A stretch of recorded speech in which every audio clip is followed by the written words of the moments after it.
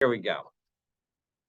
Okay, so good morning. Today's daf is daf Kuf Aleph. We begin the second chapter of Bava Metzia. And the second chapter of Bava Metzia. So we began the first chapter with two people finding something at the exact same time, grabbing onto it, and then having to split it. Now we're going to so we're going to ask the question. Sometimes, like I remember you guys found a $20 bill, right? One time. Yeah, exactly. So sometimes when you find something in the street, we say that you can keep it. Right. But other times there's a mitzvah in the Torah, special, very big mitzvah in the Torah, big commandment, that we return something if we find something to the original owner. So how do we determine whether or not we get to keep it, or we need to find the original owner? That's what we're going to be talking about this morning. So let's dive right in. Let me share my screen and we will get started. You're going to enjoy today. All right. So again, the Mishnah is going to differentiate things between things that a finder can keep and what must be returned. The following things are, we're going to differentiate. Some things, the following things are things that he gets to keep. And these are the things that he has to announce. Now, in this Mishnah, it's mostly going to be the things that you get to keep. So let's take a look. These are the things that he gets to keep. If you find some fruit that are, spread out, meaning it's imagine a fall that the fruit fell from a basket. But we'll see that that's not actually what we're going to be talking about. But if they we'll say that that's what we're talking about for the moment. Most mufuzaros, or you find some money that is scattered around. It's just it was fallen, like the $20 bill that fell. Krichos bershos harabim, or you find small sheaves in small bundles of wheat or grain in the Rishos Harabim, in the public thoroughfare, the Igule Dvela, or round cakes of pressed figs, or Kikaros Shel Nachtom, or a loaf that was made by a professional baker, Macharozos Shel Dagim, or a string of fish, B'chatichot Shel Basar, or pieces of meat, the Gizei Temer Halakuchim Mimedina San, or fleeces of wool that was taken from the provinces, meaning that when we say provinces, we mean the boondocks often, and that's the case here. So what don't you have in the boondocks? You don't have manufacturing, and so as a result, these are completely unprocessed wool. You can't tell the difference between my wool and your wool, and so if the wool falls down, there's no signs associated with it. But anitze pishtan, or bundles of flax, ulshonos shel argaman, or tongues of argaman is a purple kind of wool. Hare elu shalo. Again, as we said at the beginning of the list, these are the things that you get to keep. Now, Rashi is going to help us. If we take a look at the third line down in the second parak's Rashi's, Mos mefuzarus, the money that's spread out. Ha'ul ve'ein lahem siman. On all of these items, it's because there's no nikar, that there is no sign that is clear on them that tells you who they belong to. Mm-hmm. So as a result, iyayushe miyayesh, the original owner is going to give up any hope of ever getting it back. V'habeluhu hefker, and therefore it's considered as if it's hefker, it's ownerless. V'zehu tam kulam, and this is the reason for all of the items in this list. So as a result, that's what we're talking about. And all of this is Divrei Rebbe Meir. That's what Rebbe Meir says. So Rebbe Yehuda Omer, Rebbe Yehuda says something a little, actually he doesn't say something different. It doesn't have to be, some people take out the words Divrei Rebbe Meir because it's there isn't any machlokas here. Everybody seems to agree with the first sets of categories. Kol sheyesh boy shinui, anything that has something unusual chayav lahachris. That's what needs to be announced. So if I have an unusual hat or something like that that's clearly mine, so then that would be something that I wouldn't give up hope on, and I would assume that whoever's going to find it is going to tell me about it, and and I'm going to get it back. So, for example, Ketza, what kind of things are you talking about when we say that it's unusual? Matzah eagle, you found a round cake of pressed figs. Ubitocho cheres, and you got sticking into it a piece of pottery. Now, do you eat figs with pottery? No, you don't have the pottery with the figs. The pottery is clearly there as a symbol to show that somebody owns it. And so as a result, you have the ability to announce, I found a unique set of pressed figs. Tell me what was the symbol in it, and you'll get it. Or kikar ubatocho mo, or you have a set of pressed figs and you got a couple of coins inside those pressed figs. Again, highlighting the fact that presumably somebody put them there in order to serve as a sign that they own that particular cake of pressed figs. So if they are able to tell you how many coins and what kind of coins they are, you get to keep it. Rabbi Shimon ben Elazar says, Kol Klei Anporia, any kind of Anporia vessel, Ein Chayav Lahakros. You don't have to announce it. Now, what is Anporia? Well, Rashi tells us the Gemara Mefarish. We're going to explain it in the Gemara. So we're not going to tell you exactly what an Anporia is at the moment, but we'll get there. Not today, but God willing, soon enough. Okay, so now the Gemara picks up matzah peiros mefuzarim. So we said that if you found fruit that is scattered, what kind of situation are we talking about? V'kama, what's the measure of scattered fruit? Meaning, if you have fruit that is more densely packed than this amount, then it's not considered scattered. That's considered a pile of fruit. So how do we determine what that is? Amar Rabbi Yitzchak, kav ba'arba amos, a kav of produce, a basket that's a basket size of produce in a 4 amos by 4 amos square. So heichidami. So now 1 second. What kind of situation are we talking about? Because derech nefila, if you find this pile of fruit and it's clear that they all fell from the owner, so 1 second, afil tuvaman nami, even if it was more concentrated than that, it's clear it fell. The guy's going to know that a basket like that fell. He clearly left it behind. He didn't intend to keep it. So clearly you should be able to keep, the finder should be able to keep it even if it's more concentrated. And if you find it and it's clear that the person left it in this particular manner, in this particular place, well then, even if it was less concentrated, you shouldn't actually keep it because the person left it there. He's going to come back and get it, right? If you leave something somewhere, it's because you want to come back and get it. You didn't leave it there on purpose to give up ownership. That would be a situation where it fell from you and you're like, it doesn't make sense. I'm not going to bother picking it up, right? So that's the story. So how can we understand Rabbi Yitzchak's statement of a kav spread across 4 amos? So Amar Rav Ukva bar Chama b'machnashta debei dare askinan. We're talking about in the clearing of a threshing floor, and so as a result, what's the story? The story is as follows: a person was preparing all their grain. And then they threshed and they winnowed and did all the things that they needed to do so that they got the kernels that they needed to get. And now they're leaving. And they see that, I left one little thing, of bushels behind.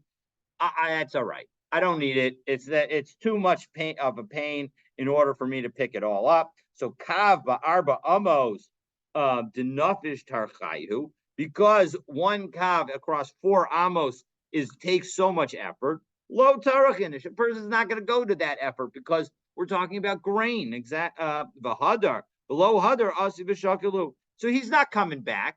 he's effectively shown that he's left it on purpose. So afkure mafker lahu, he's clearly renounced ownership. But if it was more concentrated than that, well, then he's presumably going to come back for it. So batzer mahachi, if it's a smaller area, tarak v'hadar asi b'shakelahu. So a person does make the effort, and therefore he's going to return below mafker lahu, and he's not trying to make it hefker and ownerless. So so that is our situation, and that's what is meant by scattered fruit. But now we're going to have a series of 4 questions by Rabbi Yitzchak of alternative concentration levels. So listen to the following. By Rabbi Yirmiyah. Rabbi Yirmiyah asked the following question. What happens if it's a half a kav over 2 amos? Now, clearly, since we're purposefully trying to keep the same concentration, here it's not 2 by 2, because obviously a half in 2 by 2 is a greater concentration than 1 in 4 by 4. 1 in 4 by 4 is 1 across 16 square amos. A half in 2 by 2 it would be like 8 across. So the bottom line is everybody understands we're talking about 2 by 4 in order to leave the concentration the same. So kav ba'arba amos time and mai. So why did we say of kav across 4 amos mishum demafish tarchayu? Because it's too much work. Glatzi kav b'shtei amos kaven de lo nafish tarchayu lo mafkerlu. Maybe it will take you half as much time in order to collect half as much, but the half as much time is what's really important here, and therefore maybe you would not renounce the ownership and you would not make it ownerless. Or maybe what's the point is that the reason that you don't collect the kav in 4 amos is because anything less than a kav or less, is not so important to you. And so as a result, and so as a result, this level of importance is less, if anything. And so that's question number 1. All of these questions will be answered with the phrase teku, that we don't actually have a definitive answer. So kabayim b'shmona amos mahu. What happens if you have 2 kav in an 8 by 4 area? Again, we're trying to keep the concentrations the same.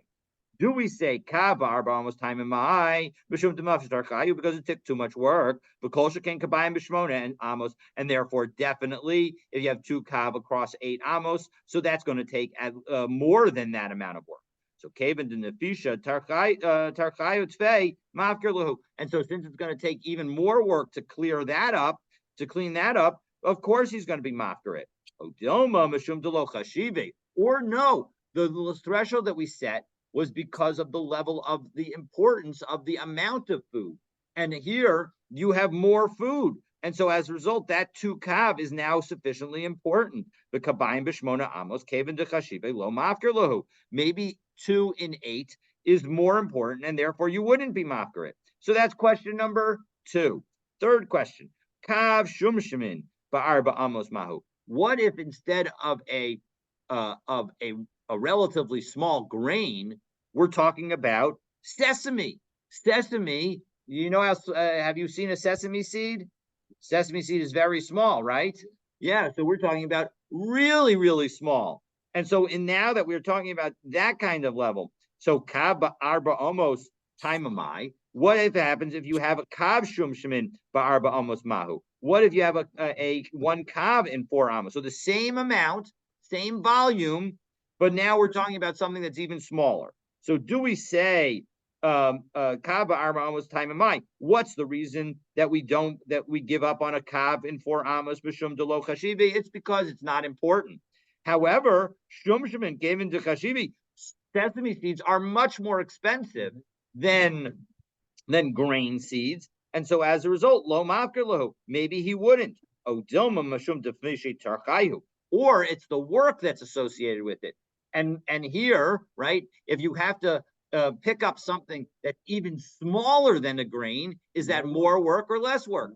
It's more work, exactly. So mishum du nafish tarkayo, but kol shekain shum shemin. And so as a result, certainly the grain will be more work, and therefore he will not want to do it. And keva du nafish tarkayo tvei mavkerlu. And so since it's going to take even more work, he's going to give up hope. So that's question number three, exactly. So Kav, now we have question number four, exactly. So Kav, just so this is the fourth, last question. Kav Tamre Ba'arba Amos. Kav Ramone Ba'arba Amos Mahu. So we talked about a kav of grain, but what if it was a kav of dates or a kav of pomegranate? Now, what's bigger, a grain of wheat or a pomegranate or a date? Pomegranates and dates are going to be bigger, right? A date is like this, and a pomegranate is like that. So, right? I mean, you got the date is like this, pomegranates like that. So we got. I realized I was showing sizes, but my hand was outside the screen. All right. So, but the point is, so do we say kaba arba almost time am I? What's the reason that we say that a person gives up on on a kav and 4 amos mishum delo chashivi because it's not significant? Kav tamri ba arba amos. Kavramoni barba almost nami kavan delo chashivi mafker lahu. Well, listen, a bushel of grain may be more expensive than a similarly sized bushel of pomegranates and dates, because grain it's not as expensive per bushel as sesame, apparently, but it's more expensive than the dates and the pomegranates. And so therefore, maybe that's the reason that we're not going to bother with it, because it's not that expensive, these other things, these dates and pomegranates. So as a result, mishum delo chashivi. So as a result, because it's not significant. So kab tamri baramos, kab ramoni baramos, nami kevan delo chashivi mafker lahu. So similarly, that amount is not a significant value, and so as a result, the person will give up ownership and will make it ownerless. Oh, Dilma, or maybe mishum denafish tarchayu, or is what's going on the effort. Now, what's easier to pick up, Mark? Do you think it's easier to pick up a pomegranate or a grain of wheat? I agree with you, and the Gemara agrees with you also. It's easier to pick up a pomegranate than it is to pick up a grain of wheat. And so as a result, maybe because it's easier to pick up the pomegranates, v'kav tamri ba'arba amos, v'kav ramoni ba'arba amos, kaven delo nafish tarchayu. It's not going to take as much work to clean them all up. So maybe lo mafker lahu. So what do we say in all of these four questions? Teku. We don't know the answer. We're going to have to wait for Eliyahu to come, and we'll get the answer then. So that is the first piece. So now that we've covered that, so now the Gemara considers the concept of Yeyush Shalom Midas. So here's the story. Yeyush, I'm giving up hope. Yeyush is to give up hope on ever getting something back. So here's the story. If I drop something that if I knew about it, I would give up hope. I'm not going to get it back. I dropped a quarter. I can't prove that quarter was mine. I don't know that, but I didn't know that I dropped the quarter yet. So now the question is, do we say that when the person picks it up, he gets to keep it? Because whenever I do know about it, I'm going to give up hope. I'm not going to assume that I know about it. Or do we say, listen, I didn't give up hope yet. And so as a result, when you take it from the ground, you're picking up something that still belongs to me. The question is, how do the person who's picking it up know whether you giving up hope or not? That's that excellent question. That's the topic that we're really going to be discussing now. When you went to Houston, Chicago, did you find money there? I did not find any money, but I did find a penny on the street 2 days ago. So almost as good. No, I didn't see any money that dropped. Maybe fancy hotels? I did not stay in any fancy hotel. I did see a fancy hotel, but I didn't stay there. Okay, but I did. It was a nice hotel. It wasn't a fancy. Okay, so Itmar, we're going to go back into here. So Itmar, so now the Gemara, again, we're going to talk about this topic. As we turn to Kaf Aleph Amud Bet, Yehush Shalom Adat, when we have this concept of Yehush Shalom Adat, where again, the person's going to give up hope, but he doesn't know about it, the loss yet, so he hasn't yet given up hope. So Abaye Amar Lo. All right, so let's take a look. Rashi, really, actually, I should have cited the Rashi here. Rashi helps us out, so take a look at the top Rashi on Kaf Aleph Amabet. Yeyosh Shalomidas Davar Shestamo Yeyosh Likishiyada Shenafal Mimenu. That something that the simple situation is the person will have given up hope when he knows that it has fallen from him. Oh, adayin lo yadu habalam shenafal mehen. But when it was found, the owner did not yet know that he lost it. So that's the situation. So that's, again, Rashi tells us exactly what we're talking about. And so it's useful to take a look at that Rashi. Okay. But so Abaye Amar, what does Abaye say? Lo haviyesh. It's not a valid yeyush. The person has not yet given up hope. And so as a result, you don't get to keep the item. Rava Amar haviyesh. Rava disagrees. He says, no, it has given up hope. So now, what is this machlokas really about? B'davar sheyesh lo bosimin kuli amalo pligi. When you actually have an item that has some kind of symbol on it, it's got your name in it, etc. Delo haviyesh. Everybody agrees in that situation. It has to be returned. Nobody's going to give up hope. And even if in fact we end up hearing that the person would eventually have given up hope, lo haviyesh, we don't say that it's considered abandoned now. Because when it came to the person who found it, when it came into the finder's hand, it came into his hand effectively, if he was trying to keep it, in a method of prohibition, meaning he's not allowed to keep it because it belongs to somebody else. Because initially, when the person finds out that he lost it, he's not going to give up hope. Meimar Amar, he's going to say, Simana Isle Begabe, I've got a sign on it. I have my name in it. Yahavna Simana. I'm going to give the simon to whoever it was that found it, and I'll get to take it. So when the item that fell was something that has a sign in it, so we're not talking about that. That's not the situation of Yesh Shalom Das, and that's not where we're going to have an argument between Abaye and Rava. It could be Yesh, there could be a question of Shalom Das, but we're not going to assume Yesh Shalom Das. We're going to assume that everybody agrees that you can get to keep it. Now, different situation. What happens? Bizuto Shalyam. What happens if you are walking along the seashore? You're walking on the beach, and in comes a wave, and in that wave is a beautiful diamond ring. Now, in that diamond ring, maybe it's got some kind of sign on it, but do you have any idea where that water came from and where? No, you have no idea. Now, if you lost a diamond ring in an ocean, would you think that you were ever getting it back, even if it has your name on it? No, you would never think that you're going to get it back. And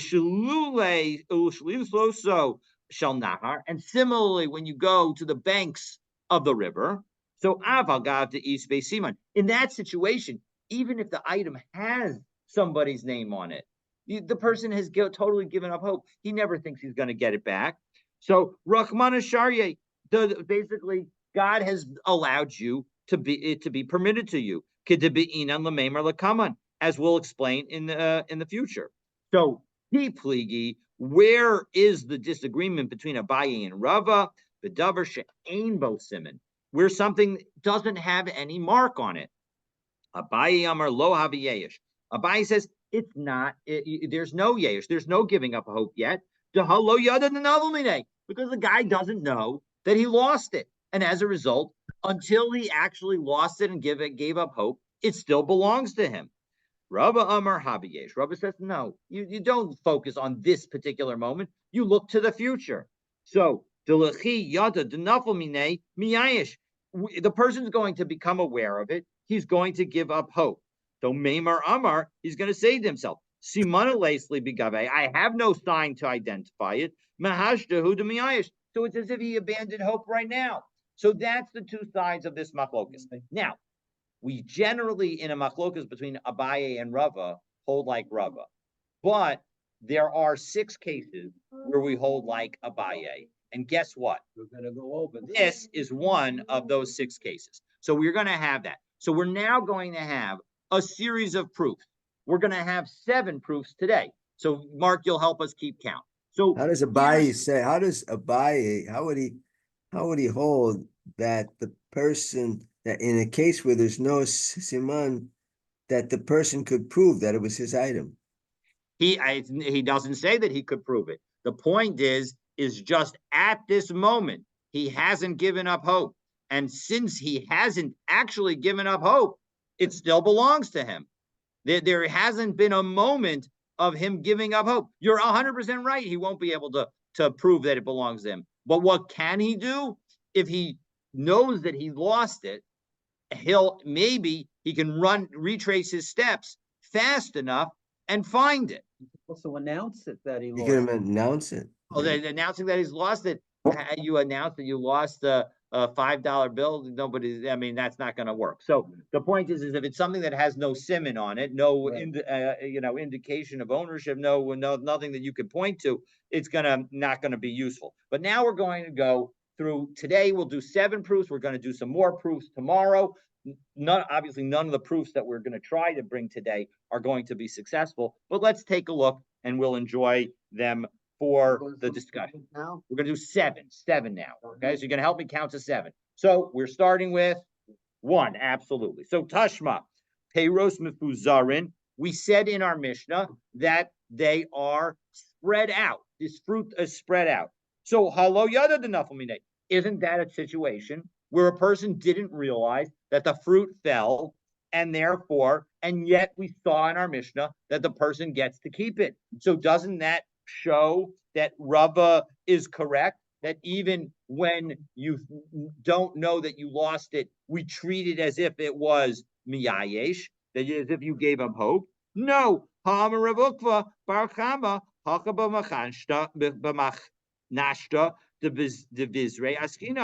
we're talking about a threshing floor, and so as a result, the aveda midazi. And the whole point is that the person did know that he was leaving the fruit behind, and he chose to leave the fruit behind. So that was effort number 1. And now we're starting 2. Exactly.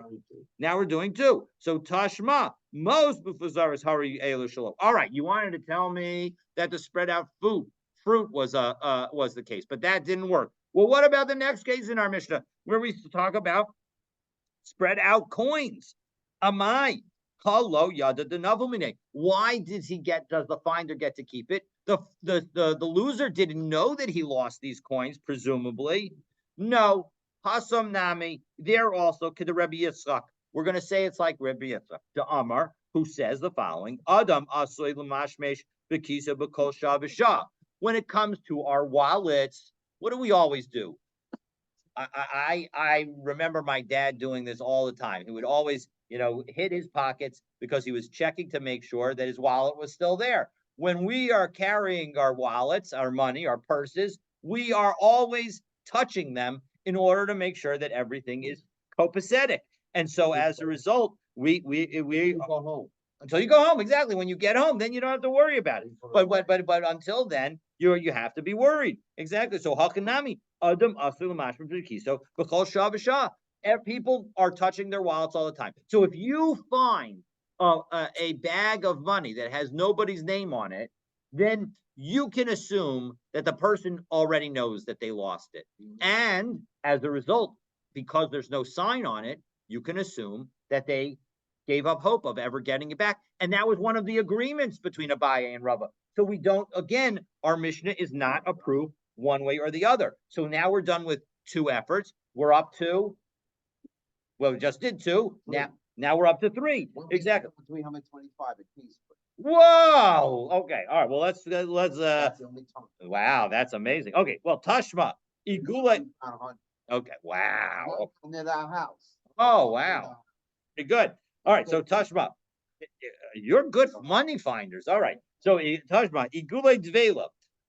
If you have a round cake of pressed figs, the Kikaro shel nachtom, and a baker's loaf. So those things, hare elu shelo, they belong to the person who finds it. Again, amai v'halo yada denavamine. Aren't these things where they dropped and the owner did not realize? No, hasam nami. Agav the yakire, because these things are heavy. Rashi is the one who says yakire means heavy. If we take a look at Rashi, it's about 20 lines down in the narrow lines. Last word on the line, diakure, covered masa. It's a heavy burden. So as a result, that you know when you've dropped your pressed cake of pressed figs because it's heavy. So meda yadabahu. So as a result, you're going to be aware. The Gra actually in his Hagos Hagra on the side actually suggests that actually this one should be chashive, that it's very valuable, and so therefore, just like Rabbi Yitzchak said, you're going to be regularly touching it. That would also be the case here. But in any event, that's effort number 3. So now we're on to effort number 4. So Tashma, Lashonas Shel Argamon Hareo Shalo. When you got tongues of purple wool, V'amai, Halo Yada Denafal Mine. The person didn't know that it fell. So no, Hasamnami Agab de Chashivi, because they're so valuable, Mashmushe Mishmashmesh Bahu. Okay, the Rabbi Yitzchak, you're always going to be touching them so that you make sure that you don't lose it. Right? So that's effort number 4, not successful. And so as a result, we've again shown that our Mishnah can be consistent with both Abaye and Rava. So now we're up to effort number 5. Tashma, Hamotzi Maos. So now we're going to go to a brisa. If you find money, Bivati Knesios, in a shul, Ubivati Midrashot, or in a study hall, and anywhere else where you have a large number of people. So, like all the places that Mark and Lori had found money, those are all places where there were lots of people around, right? Right. So, as a result, hare elu shelo, you get to keep the money. Because the owner is going to give up hope of ever getting it back. Oh, I thought, but he didn't. The person probably didn't know that he lost the money. So the Gemara says, people are always touching their wallets, touching their pocketbooks every moment, their purse in every moment. So as a result, they will know right away. So as a result, no, it's not a proof to Rava.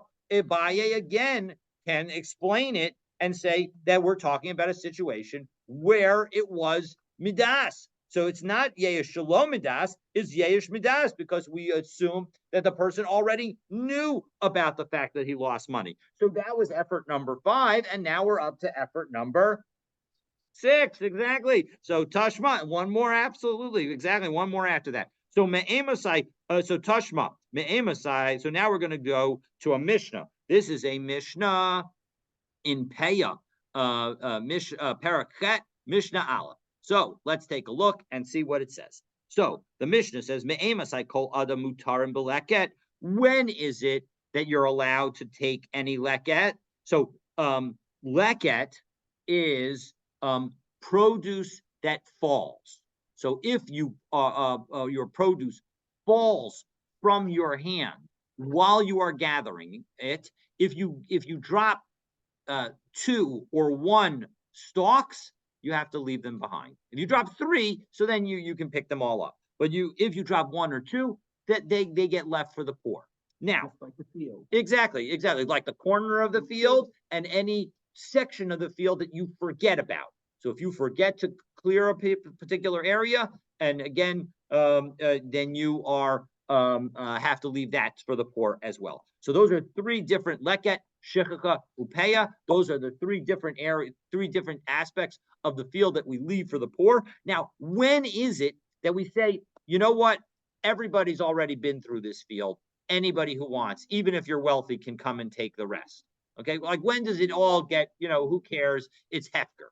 All right, so that's a good question. So Mishayel Chuba Hanemushos, what are referred to here is translated here as the rummagers. When the last group of people, when they go through, who are these rummagers? Rabbi Yochanan says, Save de Azli Atigra. It's the people who are older who walk with a cane, because obviously they are going to go through the field more slowly. Once they are through the field, you're done. Okay, Rish Lakish, Amar Rish Lakish, who is the Bar Plunta of Rabbi Yochanan, he says, no, Lakute, Basar Lakute. These are the people who glean after the gleaners. These are the people who are the last ones coming through. So really, the question is, it's interesting that we don't ask the question, my nafkamina, what's the difference between these two particular cases? But the bottom line is that the people who are, the people who come around in the second wave, according to Reish Lakish, once they've come through, so then basically nobody else is going to come through, and we can say that it is given up hope. But one second, how can we say that everybody has been miyayish? Every poor person in the world has been miyayish. Sure, the people in this town have given up hope, but there are people in other places. And do those people in those other places know about this field? Probably not. And if they don't know about this field, they can't be miyayish it. They can't give up hope for collecting it. So delo miyayish, they haven't given up hope. So doesn't this show, like Rava said, that in fact, even if you haven't given up hope, if you will give up hope, it shows that that's considered yayush and you've given up hope. So no, Amri, kaven to ika aniyim hacha. Everybody knows that there are poor people here. So as a result, those other poor people, they're going to give up hope of ever getting it because they know that the people that are located here are the people who are going to be able to get it. Those aniyim, the people who are in that town, they're the ones who are going to collect it. So that was effort number 6 to try and prove. And now we're up to 7, and that's the last one for today, 100%. But we've got some more for tomorrow, so you're going to have to stay tuned. So Tashma, Kitzios. Now this one is from a Mishnah in Maisros, Paragimel Mishnah Daled. Kitzios Bedera. You find some cut figs in the road.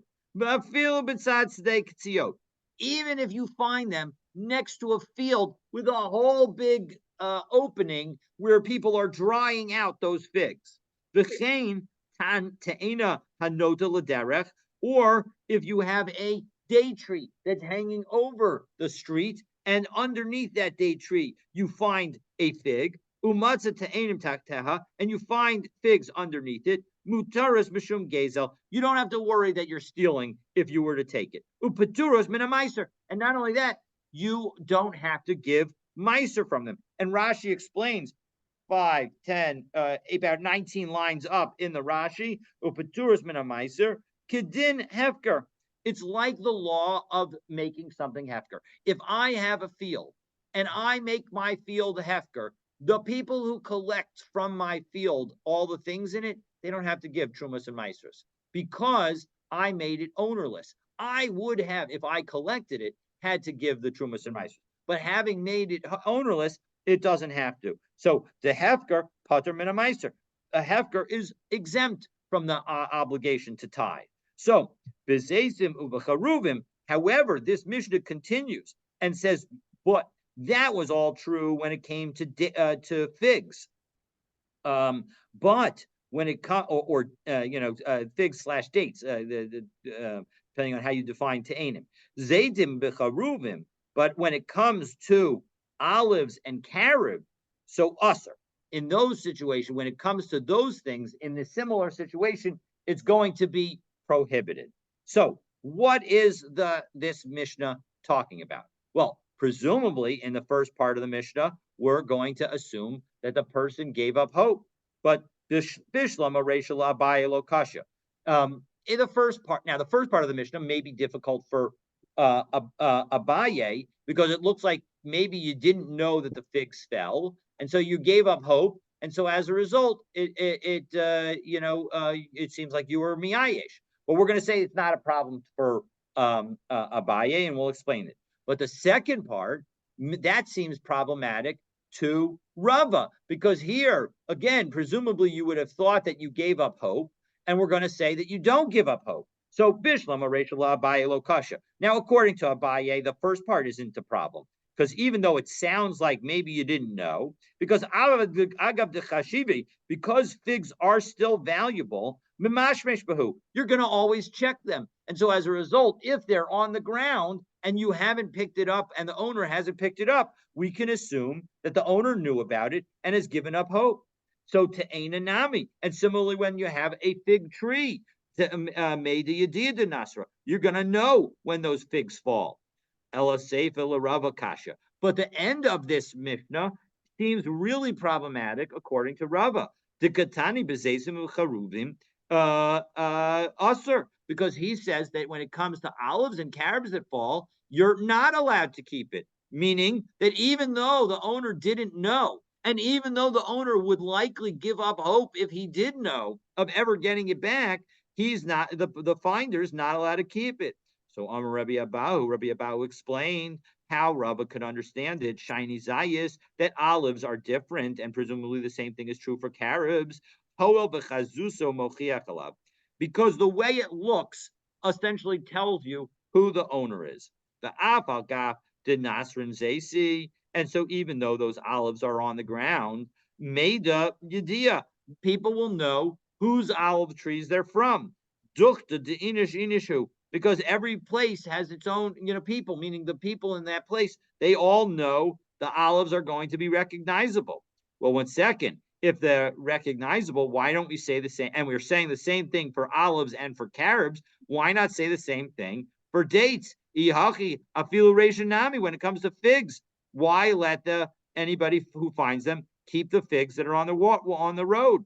So Amar of Papa Te'ena im nefilasa nim eses. When it comes to figs, when they fall to the ground, they become gross. And so as a result, even though you might be able to identify the owner, because figs from different fields will look different, in this particular case, we'll say, no, you have to stick with, you can keep it because they would have been abandoned. All right, so we've now done how many? 7. So now up to number 8. But for that, you will need to stay tuned for tomorrow's daf as we complete the effort to reach a conclusion as to whether the halacha is like Rava or Abaye. And again, this is one of the Yal Kagam 6 situations that we say that the halacha is like Abaye. So looking forward to continuing our learning together. Again, where does Rava and Abaye agree in a case of, is that where the owner was not lost Kadat? He does know that he lost it? So they agree in several situations. They agree in the situation where Midat. He lost it Midat, right? Exactly. If you knew about it, but of course, if you have midas, then it's not a yesh shalom midas situation. So the two situations where it's yesh shalom midas and they agree, meaning that the yesh may have happened and the person didn't know about the loss yet. The situations are if there's a siman. Right. If there's a siman on it, so then they all agree that we're not going to assume yesh shalom midas. We're going to assume ein yesh shalom midas because that it's not yeyush, because the person knows that he has a sign on it, so he expects to get it back. That's situation number 1. Situation number 2 is maybe there's a sign on it, but the method of finding is such that even though there's a sign on it, we also can assume in the other direction that he for sure gave up hope. So if you find it on a seashore or on a riverbank, in those situations, we know that the person gave up hope because nobody ever loses something in the middle of an ocean and says, oh, I'm going to get it back, because that's just not going to happen. And so as a result, in both of those situations, one, we assume everybody agrees that there's no yeyush, meaning that you find it in a regular place and there's a sign on it. So a person can expect to, God willing, get the thing back, like you lose your wallet. Yes, people lose their wallet and sometimes it never comes back to them. But when you lose your wallet and it's got your ID in the wallet, you assume that some nice person's going to find it and you won't give up hope on it. Well, you think there's a chance that somebody's going to take it? Yes, but you're not going to give up hope on it. On the other hand, you find that wallet washing in off the seashore Well, then again, even though it's got the person's ID in it, and even though it would be wonderful and a very kind thing for you to return it, in that situation, you can assume that the person has given up any hope of ever getting it back. So those are the two situations that Abaye and Rava agree about. The situation where they disagree is when there's no sign on the item at all. And on no sign on the item at all, so then Abaye says, listen, the person hasn't yet given up hope because he doesn't know about it. So as a result, it still belongs to him. And Rava says, no, listen, the person will be giving up hope. He will not, when he eventually finds out about it, let's assume that it will treat him as if he already gave up hope. So I wish everybody, hopefully that's clear, and looking forward to continuing our learning together. Stories tomorrow, 8. So we're gonna have, I think there are 5 more stories tomorrow, 5 more efforts to prove it tomorrow. So don't miss the continuation. Well, what time tomorrow? Same time? Oh, yes, same time. We're gonna same time, 7:45. Thank you for asking. Wish everybody an easy fast, a meaningful fast on Tinus Esther, God willing, tomorrow. If I miss it live, I'll catch a recording because davening is longer tomorrow. It is. With tomorrow, we're starting here at 6:20. So if I'm a little more tired than usual, you'll understand why. Have a great day. Be well, everybody.